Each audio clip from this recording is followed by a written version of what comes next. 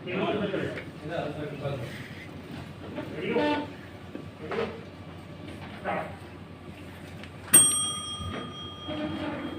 संजय, तुम सुबह से ऐसे टहल रहे हो, अभी तक मशीन स्टार्ट क्यों नहीं करी तुमने? पता तो नहीं कितनी इंपॉर्टेंट मशीन है ये। सर जब ब्रांड में मेटल नहीं है तो ये मशीन चलाऊं कैसे? अरे साहब, आप इससे क्यों गुस्सा हो रहे हैं? अभी को मेटल लोडर से बात कर लें। अरे सचिन, क्या तुमने कल स्टोर को पूरा मेटल इशू करवा लिया था? अरे सर, मैंने स्टोर से सारा मेटल इशू भी कराया था, ड्राइवर लोड भी किया था, मेरे पास कोई मेटल नहीं है अब। अरे संजय, क्या तुमने कल घर प्रोडक्शन रिपोर्ट भर दी थी क्या? अरे सर, आप क्या कहना चाहते हैं? मैंने रिजेक्शन ज्यादा भर दिया। मैंने जितना रिजेक्ट पार्ट हुए थे उतने ही भरे। मैं कभी गलती नहीं करता। एक बार एम्प्रो में चेक कराया, मेटल सही निकला था।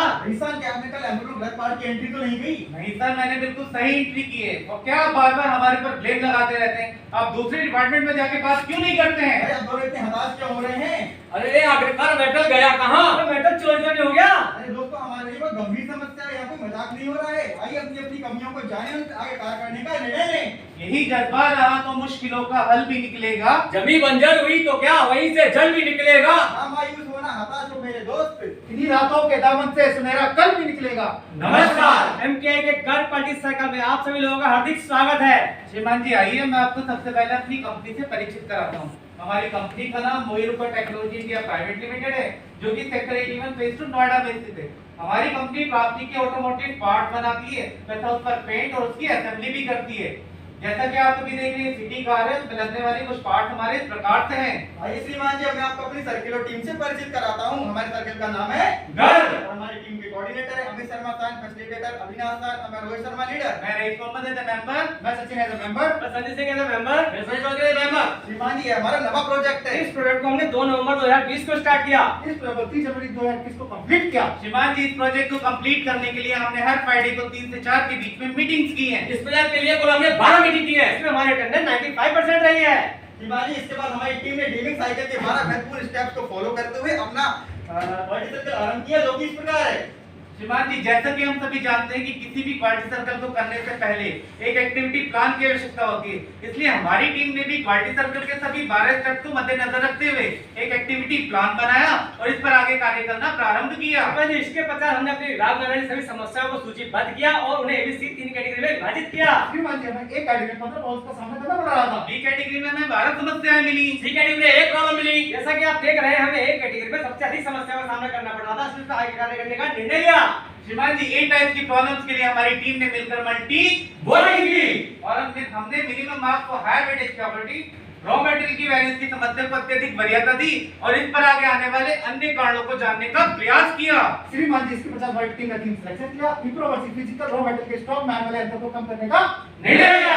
सर, ये इन्वेंटरी स्टॉक होता क्या है? अरे संजय सर, जो मेटेरियल हम स्टोर से इशू करवाते हैं उसको मशीन पर लाकर हम उनके पार्ट बनाते हैं तथा उन पार्ट की हम यार स्ट्रक्चर एम्प्रो में एंट्री करते हैं। वही हमारा इन्वेंटरी मैनेजमेंट सिस्टम कहलाता तो है। ये वेरिएंस क्या होता है? और महीने के अंत में जब हम इन्वेंटरी लेते हैं तो बुक स्टॉक और फिजिकल स्टॉक में जो भी हमारा अंतर मिलता है वही हमारा इन्वेंटरी वैरिएंस कहलाता है।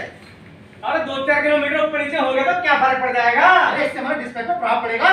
इससे हमारी पीपीसी प्लानिंग भी सफल करेगी। इससे हमारे इंटरनल कस्टमर की एंट्री पेंडिंग रह जाएगी। इससे हमारा सिस्टम ऐसा फिजिकल डाटा मैच नहीं करेगा। इससे हमारे रॉ मटेरियल के स्टॉक में अंतर आएगा। श्रीमान जी, आइए मैं आपको इन्वेंटरी के प्रोसेस फ्लो डायग्राम से अवगत कराता हूँ। सबसे पहले हमें पीपीसी से प्लान इशू होता है। इसके बाद रॉ मटेरियल का एवरेज करते हैं। उसके पश्चात हम रॉ मटेरियल स्टोर से इशू कराते हैं। इसके पश्चात हम रॉ मटेरियल को ड्राइव में लोड करके प्रीहीट करते हैं। इसके पश्चात हम प्रोडक्शन करते हैं। इसके बाद हम उसकी एंट्री एम्प्रो में करते हैं। इसके पश्चात अपने पार्ट को इंटरनेट डिपार्टमेंट में भेज देते हैं। इसके मंथ के एंड में इसकी इन्वेंटरी करते हैं। आखिर समस्या कहाँ आ रही थी? आप चित्र के माध्यम से देख पा रहे हैं, पहली समस्या प्रोडक्शन के दौरान मिल रही थी, दूसरी समस्या एंट्री करने के दौरान मिल रही थी, तीसरी समस्या सारे इन्वेंटरी के दौरान मिल रही थी। तो आपने इसके लिए क्या किया? इसके बाद हमारी टीम ने ब्रेनस्टॉर्मिंग करी और आगे अन्य कारणों को जानने का प्रयास किया। श्रीमान जी, इसके पश्चात हमने पिछले 5 महीने का डाटा कलेक्शन किया और हमने देखा कि हम on an average her month 50,000 KG का प्रोसेस करते हैं, जिसमें हम 91.8% ही मैच कर पा रहे थे। श्रीमान जी, इसके बाद हमारी टीम ने अपना लक्ष्य निर्धारित किया कि हम physical stock versus book stock के रॉ मटेरियल की समस्या को 98% तक मैच करेंगे। ना पूछो हमारी मंजिल कहाँ है, ना पूछो हमारी मंजिल कहाँ है। अभी तो हमने सफर का इरादा किया है। ना हारेंगे हौसला जिंदगी भर। ये हमने किसी और से नहीं, खुद से ये वादा किया है।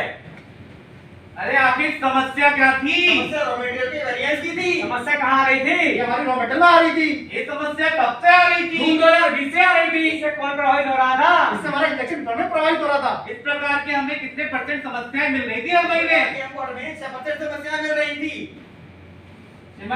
श्रीमान जी, इसके पश्चात हमने क्वालिटी सर्कल के महत्वपूर्ण टूल इशिकावा डायग्राम की सहायता से अपनी प्रॉब्लम को जानने का प्रयास किया। हमने मैन मेथड मशीन मटेरियल में आने वाले सभी संभावित कारणों को जाना, जो कि इस प्रकार से हैं।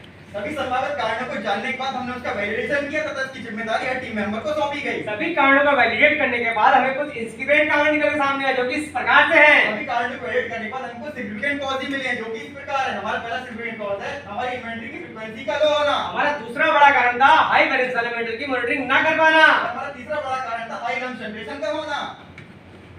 श्रीमान जी, इसके बाद हमारी टीम ने क्वालिटी सर्कल के बहुमूल्य टूल वाईवाई की सहायता से हमारी सबसे पहली और सबसे बड़ी समस्या को जानने का प्रयास किया। हमारी सबसे पहली समस्या थी रॉ मटेरियल में वेरिएंस का होना। रॉ मटेरियल में वेरिएंस क्यों आ रहा था? क्योंकि हमारी इंटरनल इन्वेंटरी की फ्रीक्वेंसी बहुत कम थी। फ्रीक्वेंसी कम क्यों थी? रॉ मेटल की इन्वेंटरी लास्ट मंथ में एक बार करते थे। अरे एक ही बार क्यों करते थे? क्योंकि हमको एक बार ज्यादा इन्वेंटरी करने के लिए इसके लिए हमारे पास कोई रूल रूट नहीं था। यही तो निकला हमारा रूट कॉज। श्रीमान जी, आइए मैं आपको अपनी समस्या से अवगत कराता हूँ। जैसा कि आप सभी ने देखा, हम अपनी इन्वेंटरी मंथ में सिर्फ एक बार ही करते थे। इस वजह से हमें रॉ मटेरियल में आने वाले वेरिएंस का पता भी मंथ के आखिर में ही चल पाता था। श्रीमान जी, रॉ मटेरियल की वेरिएंस की इन्वेंटरी हमारा मकसद नहीं था, बल्कि हमारा मकसद ये था कि हम रॉ मटेरियल के वेरिएंस को जान सकें और समय रहते इस पर एनालिसिस करके इस पर एक्शन भी ले सकें।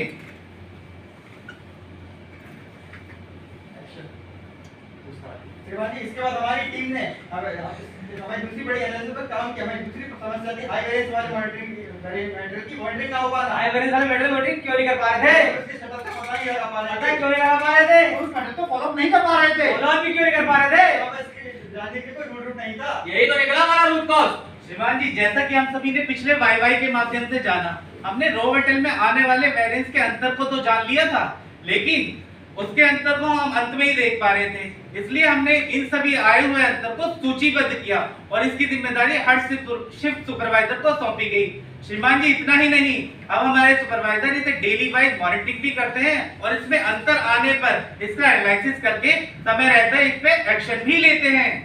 श्रीमान जी, इसके बाद हमारी टीम ने हमारी तीसरी समस्या पर कार्य किया। तीसरी समस्या थी हाई लम्प का जनरेशन का होना। हाई लम्प जनरेट क्यों हो रहे थे? हमारी बड़ी मशीन का कंट्रीब्यूशन सबसे ज्यादा था। बड़ी मशीनों में क्यों ज्यादा था? क्योंकि बड़ी मशीन में बैक कैविटी ज्यादा होती है, जिसमें हमारा लम्प जनरेट ज्यादा होता है। ऐसा क्यों हो रहा था? लम्प को मॉनिटरिंग करने के हमारे पास कोई रूल रूट नहीं था। यही तो निकला हमारा रूट कॉज। श्रीमान जी, जैसा कि हम सभी जानते हैं कि लम्स को हम रिप्रोसेस नहीं कर सकते, ये पूर्णतः हमारा वेस्ट होता है, लेकिन हमारे लिए एक बहुत गंभीर समस्या थी और हमारी टीम ने इसके लिए भी कुछ सजेशन दिया और इसके लिए हमने एक पैरेटो एनालिसिस किया। और जैसे कि आप सभी इस ग्राफ के माध्यम से भी देख सकते हैं कि हमारी बिग टनेज मशीन 1300, 650 और 550 टनेज मशीन पर हमारा लम्प जनरेशन 48.7% आ रहा था। इसको कम करने के लिए हमारी टीम ने कुछ सजेशन दिए। हमने मशीन पर जाकर ऑपरेटर को ऑनलाइन ट्रेनिंग दी और लम्स की समस्या के प्रति जागरूक कराया। श्रीमान जी, इतना ही नहीं, हमें ऑपरेटर द्वारा पॉजिटिव रिजल्ट भी मिले। हमने तीनों मशीनों को सारे डेस्क में कंटिन्यू कराना शुरू कर दिया। श्रीमान जी, इसके पश्चात हमने पीपीसी से कोऑर्डिनेट करके अपना कलर सीक्वेंस को फिक्स कराया। श्रीमान जी, हमें इतना ही स्क्वायर मोड की प्रिपरेशन को पहले से शुरू कर दी है। श्रीमान जी, इतना ही नहीं, हमने स्टार्टअप और शटडाउन में होने वाले लम्प जनरेशन को भी काफी हद तक कम कर दिया। उसका डिक्लेरेशन वैल्यू ग्राम पर भी देते हैं। और श्रीमान जी, हमने नोजल के डाया को भी चेक करना शुरू कर दिया। अगर कोई समस्या होती है उसे समय रहते हम सही करा लेते हैं, जिससे लीकेज नहीं होता है। श्रीमान जी, पिछले तीनों वाईवाई को जानकर हमारी टीम ने यह तो पता लगा लिया था कि हमारी समस्या कहाँ थी, लेकिन और बारीकियों को जानने के लिए हमारी टीम ने कुछ अन्य सुझाव भी दिए ताकि कंटिन्यूअस इंप्रूवमेंट हो सके, जो कि इस प्रकार है। श्रीमान जी, हमारी टीम ने सजेशन दिया। हमने अपना बॉम्ब चेक किया और पीपीसी के कोऑर्डिनेट करके जिन बॉम्ब में प्रॉब्लम थी उनको हमने सही कराया। श्रीमान जी, इतना ही नहीं, हमने डेली वाइज रिपोर्ट को मॉनिटरिंग करना शुरू कर दिया, जिससे हमें इंप्रूव गलत एंट्री ना हो। श्रीमान जी, हमने एक छोटा सा कायदन दिया। जब हमारा ऑपरेटर कई बार रिजेक्शन स्लिप नहीं भर पाता था तो उसको अवेलेबल नहीं हो पाती थी, इसके लिए हमने छोटा सा काउंटर मेजर लिया कि हमारा ग्राइंडर पर्सन अब उसमें फोल्डर में ब्लैंक स्लिप लगा के देता है, जिससे ऑपरेटर को उसमें आसानी होती है इसकी डाटा भरने में। अब हमारे रनर मिक्सिंग समस्या को हमने समाप्त कर दिया था। श्रीमान जी, इस पर हमारी टीम ने सजेशन दिया। जैसा कि हम जानते हैं कि हमारे एमटीआई में सबसे भारी पार्ट कवर कॉम एचएसपीपी का होता है, जो कि लगभग 3 किलो का होता है। श्रीमान जी, इस पार्ट को हम रिग्रेड नहीं कर पाते थे क्योंकि इसकी थिकनेस और वेट काफी ज्यादा होता था, लेकिन हमने हमारी टीम ने सजेशन दिया कि क्यों ना हम इस रनर को रिमूव कर सके। इसके हमें हमारी टीम के कारण हमने सजेशन दिया कि आप इसके रनर को ग्राइंडिंग करके पर्चिंग में और स्टार्टअप के पार्ट में यूज करेंगे। तो श्रीमान जी इस प्रकार हमने रनर को ग्राइंडिंग करके हर महीने अप्रॉक्स 46.4 kg का रॉ मटेरियल की सेविंग करी। श्रीमान जी हमने रिजेक्शन में भी अपना जाकर एनालिसिस किया। हमने एनालिसिस कब किया तो हमें पता लगा 1300 टन मशीन पे बॉक्स में सबसे ज्यादा रिजेक्शन का सामना करना पड़ा था, क्योंकि उसमें फ्लो मार्क और गैस मार्क आ रहा था। हमने जब इसका बारीकी से एनालिसिस किया तो हमें पता लगा जब ये पार्ट एबीएस के बाद चलता था तब इसमें गैस मार्क और एक वाइट मार्क जनरेट हो जाता था, जिससे हमारा रिजेक्शन स्टार्टअप का बहुत बढ़ रहा था। उसके लिए हमारी टीम ने पीपीसी से कोऑर्डिनेट किया और हमने उससे अनुरोध किया कि आप एबीएस के बाद इसका प्लान ना दें, और उन्होंने आगे से ऐसा नहीं किया। और इसके लिए एक छोटा सा काउंटर मेजर हमने लिया। जब इसका प्रोडक्शन आता है तब हम इसको 320 डिग्री एचआरटीसी टेम्परेचर बढ़ा के इसका मोल्ड पर्च करते हैं, और जिससे कि उसका जो अंदर मैटर पड़ा हुआ है जला हुआ वो निकल जाता है, और इससे हमने अपनी रिजेक्शन को हमने समाप्त कर दिया था। श्रीमान जी इसके पश्चात हमने रीग्राइंड मेटल में भी जाके चेक किया कि हम वहाँ वेरिएंस कैसे कम कर सकते हैं। उसके लिए भी हमारी टीम ने 2 सजेशन दिए। जैसा कि हम सभी जानते हैं हमें रीग्राइंड मेटल रनर और रिजेक्टेड पार्ट द्वारा मिलता है, लेकिन हम रीग्राइंड मेटल को 100% यूज नहीं कर पाते क्योंकि इसका 30% हमारा वेस्ट डस्ट में वेस्ट हो जाता है और हम 70% ही यूज कर पाते हैं। लेकिन ये वेस्ट की समस्या भी हमारे लिए बहुत गंभीर थी। इसके लिए हमारी टीम ने 2 सजेशन दिए। श्रीमान जी हमारी टीम ने पहला सजेशन दिया, वहां पे जाकर देखा और एनालिसिस किया कि हमारी जो ब्लेड की चेंज की फ्रीक्वेंसी थी पहले 3 महीने थी, लेकिन हमने एक्चुअल हमने एनालिसिस किया तो देखा कि हमारी ब्लेड की शार्पनेस 2 महीने में ही खराब हो जा रही थी। इसलिए हमने पीई टीम से कोऑर्डिनेशन किया तथा इसकी ब्लेड की शार्पनेस को हमने 2 महीने में ही चेंज करा दिया और डस्ट की समस्या को हमने काफी हद तक कम कर दिया। श्रीमान जी हमारा दूसरा सजेशन था, जैसा कि हम सभी जानते हैं कि हम अपने डिपार्टमेंट में 2 प्रकार के रॉ मटेरियल को यूज करते हैं, एक हार्ड और एक सॉफ्ट। हार्ड मेटल की डेंसिटी ज्यादा होती है और सॉफ्ट मेटल की डेंसिटी कम होती है।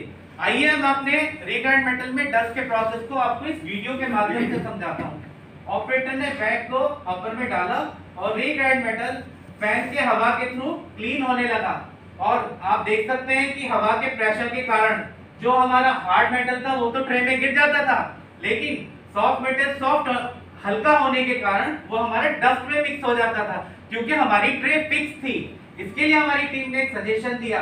अब हमने अपनी ट्रे के लिए हमने पीपी और हार्ड मेटल के लिए इसके अंदर आइडेंटिफाई किया। अब हम अपनी ट्रे को जब हमारा पीपी के हम डस्ट को क्लीन करते हैं तो उसे आगे की तरफ कर देते हैं ताकि वह हवा का फ्लो कम हो जाए, और जब हमारे हार्ड मेटल चलते हैं तो हम उसे ट्रे को वहीं रखते हैं क्योंकि हार्ड मेटल हवा के साथ डस्ट में मिक्स नहीं होते हैं। इस प्रकार हमने श्रीमान जी अपनी वेस्टेज को भी 30% से घटाकर 22% कर दिया और इसमें हमने 8% रीग्राइंड मेटल में भी सेविंग की है। श्रीमान जी इस शीट के माध्यम से हमने ये जानने का प्रयास किया कि इन सभी काउंटर मेजर्स को इम्प्लीमेंट करने के पश्चात हमें किसी अन्य समस्या का सामना तो नहीं करना पड़ रहा है। हमें हर महीने 2 से ज्यादा बार इन्वेंटरी करने में किसी समस्या का सामना नहीं करना पड़ा। श्रीमान जी हमें लंप मॉनिटरिंग करने में किसी समस्या का सामना नहीं करना पड़ रहा था। हाई वैल्यूज वाले मेटल की मॉनिटरिंग करने में किसी भी समस्या का सामना नहीं करना पड़ रहा था। श्रीमान जी भविष्य में ये समस्या किसी और अन्य रॉ मेटेरियल में ना आए, इसकी सारे काउंटर मेजर हम हॉरिजॉन्टली सभी मेटल पर अप्लाई कर रहे हैं। श्रीमान जी हमारा इंप्रूवमेंट ट्रेंड चार्ट है, जैसा कि आप सभी इस ग्राफ के माध्यम से भी देख सकते हैं। क्वालिटी सर्कल से पहले हम अपने टारगेट को 91.8% तक ही मैच कर पा रहे थे। क्वालिटी सर्कल करने के दौरान हमने अपने टारगेट को 96.2% तक अचीव कर लिया था। क्वालिटी सर्कल करने के पश्चात हमने अपना टारगेट को 98% तक मैच कर लिया था। हमने अपने टारगेट को अचीव किया। श्रीमान जी सर्कल को कंप्लीट करने के बाद हमें कुछ अदर अचीवमेंट्स भी हुए हैं, जो कि इस प्रकार है, रॉ मेटेरियल की कॉस्ट में कमी की। हमने डिस्पैच को फेल होने से बचाया। हमारी इम्प्रो की एंट्री भी सही हो रही थी। श्रीमान जी हमने फिजिकल वर्सेस एम्प्रो के वेरिएंस को भी मैच किया है। इससे हमारे बैलेंस को काफी हद तक समाप्त किया। श्रीमान जी हमारे बाद का एक्टिविटी प्लान है जिसे हमने समय रहते पूरा भी किया है। श्रीमान जैसा हम सभी जानते हैं किसी भी सर्किट को कंप्लीट करने के बाद हमें कुछ टेंजिबल और कुछ इंटेंजिबल बेनिफिट प्राप्त होते हैं। टेंजिबल बेनिफिट हमारे इस प्रकार हैं। श्रीमान जी जो हमें 3000 किलो का मेटल का लॉस हो रहा था अपने डिपार्टमेंट में, हमने उसको बचाया है। मन की 3 लाख मेटल लॉस को बचाया है। श्रीमान जी इस प्रकार हमने सालाना लॉसेस को कम करते 36 लाख रुपए की बचत भी की है। श्रीमान जी सर्किट को कंप्लीट करने के बाद कुछ इंटेंजिबल बेनिफिट प्राप्त हुए, जो कि इस प्रकार है। हमारा प्रोडक्ट नॉलेज बढ़ा, हमारा टीम वर्क बढ़ा, हमारी टीम स्पिरिट बढ़ी, हमारा सेल्फ कॉन्फिडेंस बढ़ा, हमारी टीम में जगह बनी, और श्रीमान जी हमारे पारस्परिक संबंध अच्छे हुए। श्रीमान जी सर्किट को कंप्लीट करने के लिए जिन QC शीट टूल और टेक्स्ट की आवश्यकता पड़ी है वो कुछ इस प्रकार है। हमने ब्रेनस्टॉर्मिंग की, हमने एनालिसिस एनालिसिस किया, मल्टी वोटिंग की, हमने क्राइटेरिया रेटिंग टेक्निक का यूज किया, पैराग्राफ में तोड़ा, एक्टिविटी प्लान बनाया, ग्राफ बनाया, हमने फ्लो चार्ट बनाया, हमने कॉस्ट डिफेक्ट डायग्राम हमने बनाया। वाइवा एनालिसिस किया। रेट चार्ट तैयार किया। अरे मित्रों हमने इसको तो पूरा कर लिया, अब हम आगे क्या करेंगे? अरे दोस्तों हम चुप बैठने वालों में से नहीं है, हम इंडस्ट्री डिपार्टमेंट में एनर्जी कंजप्शन को कम करेंगे। कुछ नया करने में संकोच मत करो। ये मत सोचो कि हार होगी, हार तो कभी नहीं होती, या तो जीत मिलेगी या तो सीख मिलेगी। और श्रीमान जी अंत में मैं अपनी मैनेजमेंट का हार्दिक अभिनंदन करना चाहता हूं जिन्होंने इस भव्य मंच पे हमें हमारा सहपाठी सर्कल प्रस्तुत करने का ये सुनहरा अवसर प्रदान किया। और साथ ही साथ मैं अपनी टीम की ओर से आप सभी को एक संदेश देना चाहता हूं, ऊर्जा है तरक्की का मूल, इसको न जाना बिल्कुल भूल। इस प्रोजेक्ट से संबंधित आप सभी के प्रश्न और सुझाव सादर आमंत्रित हैं। धन्यवाद। मेरा क्वेश्चन है सर, ठीक है।